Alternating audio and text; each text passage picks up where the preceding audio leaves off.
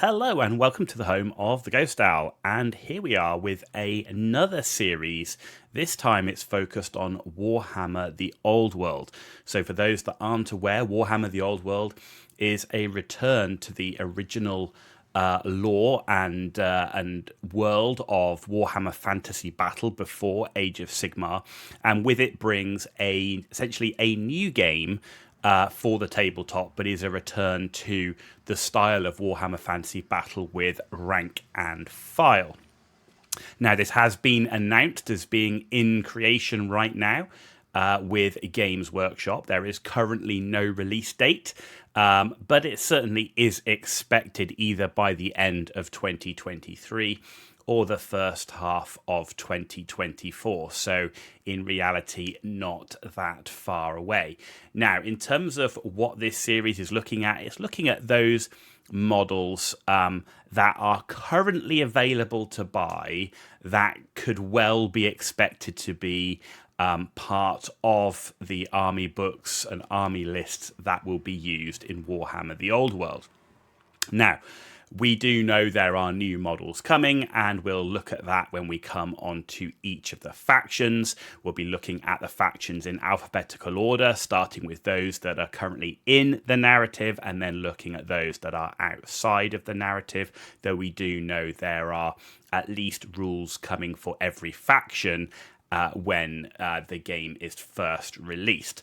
Now, why am I doing this? Well, for people like me who are old Warhammer Fantasy Battle players that probably still have existing armies, maybe gathering dust somewhere, who haven't been keeping up to date with what's available on the web store, it's a look at what you could still buy to flesh out the armies that you already own. If you're new to Warhammer Fantasy Battle, then it's a look at, if you were going to start an army, what an army might look like, what the models might look like, and give you a chance to maybe dip in early. If you're like me, I'm a very slow painter, so this gives me a chance to buy models in advance of the game being released and have them painted and ready to play when the game does fully release. And as well, not many people are sat there with, £300, £400, £500. We don't know how big the armies are going to be to drop on an army on day one. So this does allow you to then spread the costs over buying the units over many, many months. And sort of you can buy a unit, paint it up, and next month buy a unit, and you're not having to find the money all in one go. Now, I should say everything that is in this series are personal opinions only. I have no inside knowledge. I have no relationship with Games Workshop in that way, other than being a fan of Warhammer Fantasy Battle and the lore of that game. And everything in the series is correct at the time of recording only. And I have based a lot of what I'm going to talk about on the last remaining army book that was published for the factions. Many of those will be 8th edition, but there are a few like Chaos Dwarfs and Bretonnia that didn't have 8th edition army books. Now, before we get into it, other miniatures are available. You can find, obviously, the old classic miniatures that are no longer available to buy from Games Workshop on eBay, for example. You've got other manufacturers that you can use as counts as, such as DS Vault with their sort of Crusaders and Templars and so on, Kings of War. There's also those 3D printer opportunities out there, whether you own a 3D printer and you're looking for the files, or whether you're looking for someone to do it for you. That's an option, but always remember that non-official Games Workshop models are not usually allowed to be used in their stores, at gaming tables, or in the tournaments. Also, when you're looking at the Games Workshop models on their website, check the bases. Some of these will have round bases, some of them will have square. Now, we know that they're going to be square bases, but we also know there's going to be some base size changes, so please keep that in mind when you're buying the models. And again, if a lot of times the bases you don't really care if you're just playing at home or playing in a local club, but if you are playing in tournament, you will need obviously the correct base sizes. But if you're not too fussed about making sure they're fully correct, then you've obviously, consider the fact that when you're playing a rank and file game like Warhammer Fantasy Battle was, and like the old world will be, movement trays will be a really important part. So you can mitigate a lot of the base issues with movement trays. Also, check the material. Some people really don't like fine cast, so there's still quite a lot of the old models that are dotted around that may well be fine cast, so check that out versus plastic. And if you are looking at stuff off eBay or whatever, and it's forge wheeled, that of course will be resin, so for example the Chaos Dwarves. And overall, given what we know about Warhammer the Old World, the timeline it's going to be set in, I would avoid buying named characters unless there's a nostalgia thing. There will surely be rules, even if Games Workshop doesn't do it. The fan base will provide rules for some of those characters that you might have played in the past.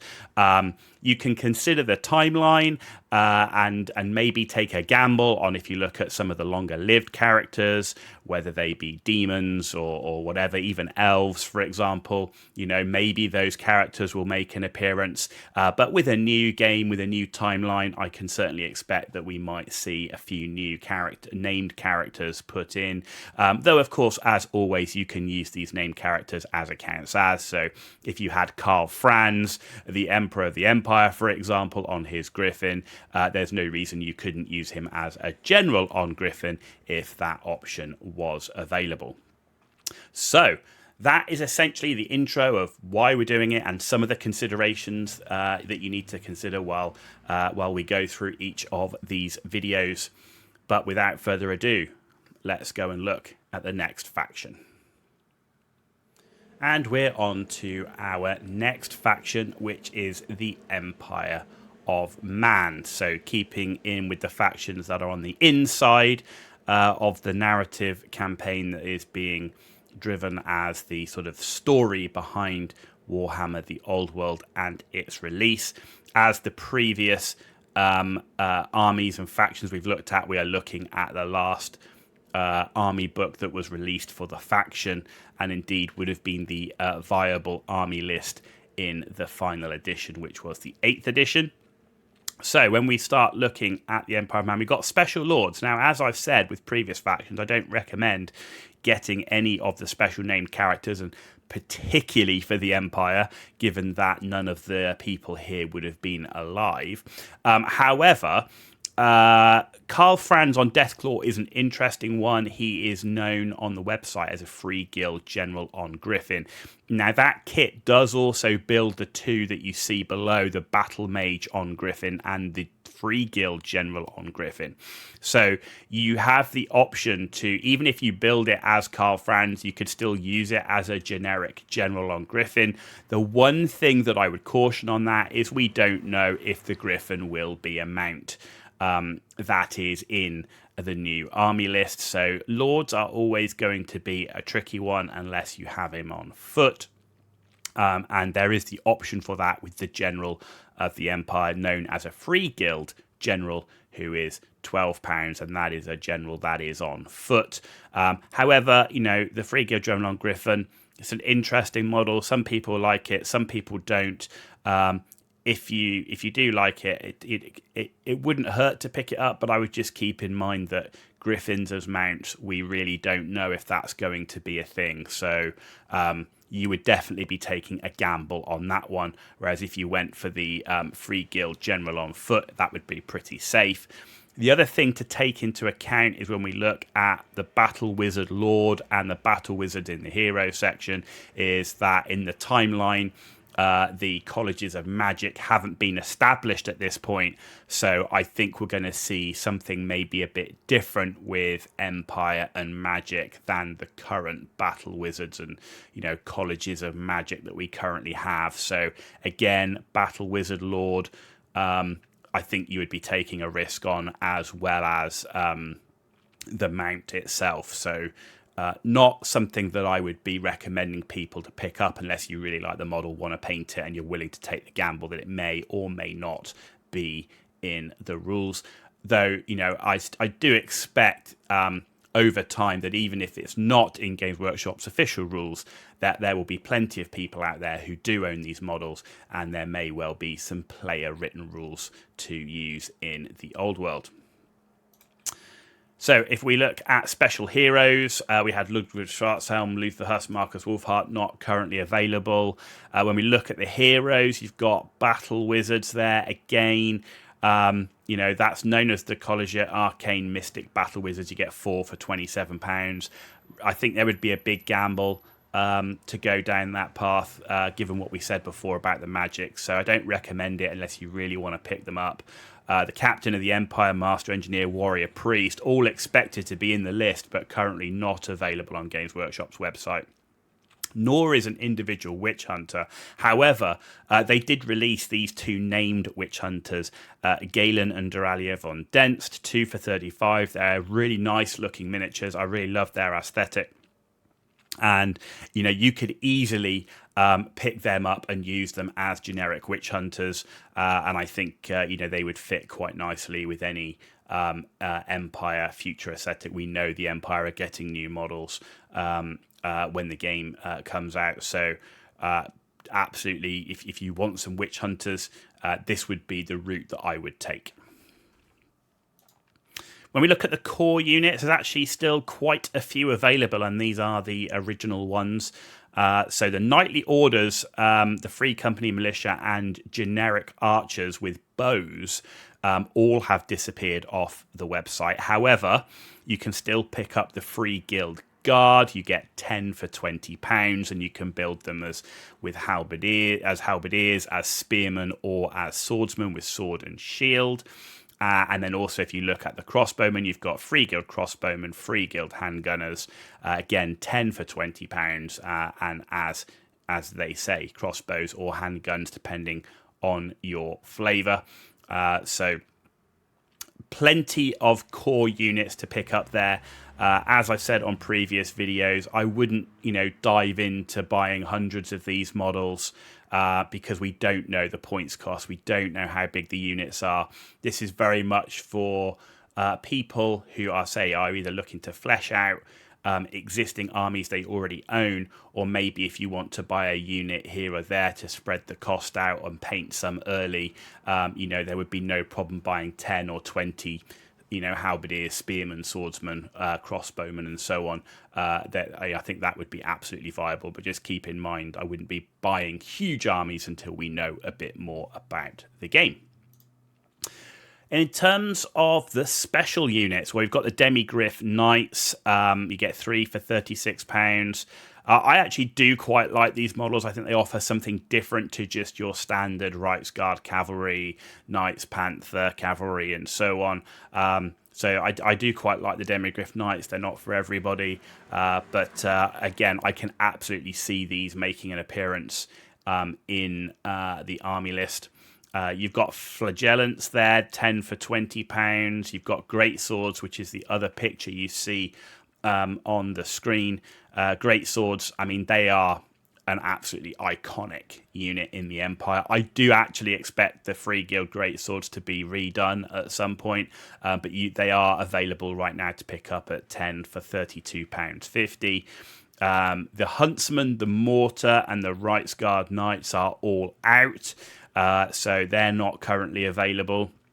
But you still can pick up some cavalry with the Free Guild Outriders or the Free Guild Pistoliers. The Outriders essentially carrying a slightly heavier gun, and that's 5 for £22.50. So again, Outriders, Pistoliers, Great Swords, I can all see all of those in any future army list that comes out for the Empire. And when you look at it, actually, it's these units of multiple models that's going to take you longer to paint. So these are the sort of units that, I'll be looking for myself to, one, both flesh out the army that I already own and models that I didn't get before before Warhammer Fantasy Battle finished, as well as spread some of the cost over time. So that's something to think about with these Empire. There's plenty there to get started on.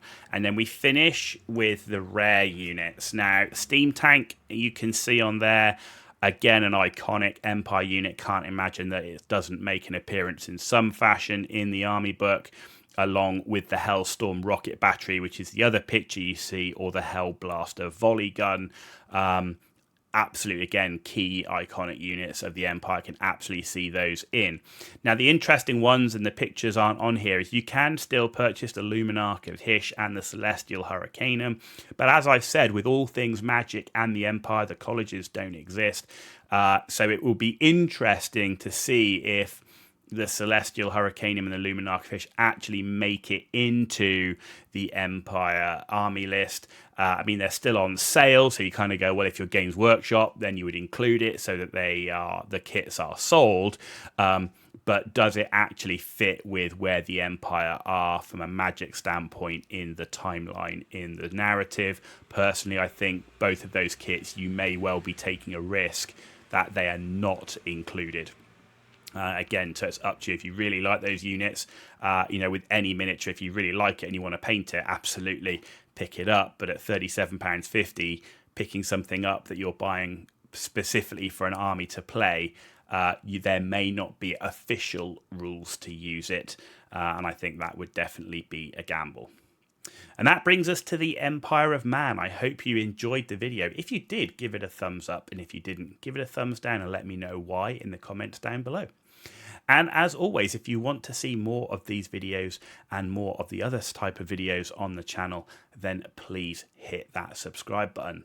It is totally free for you to do, and it means a huge amount for me. So thank you for that in advance. You've been watching The Ghost Owl, and I'll see you very soon.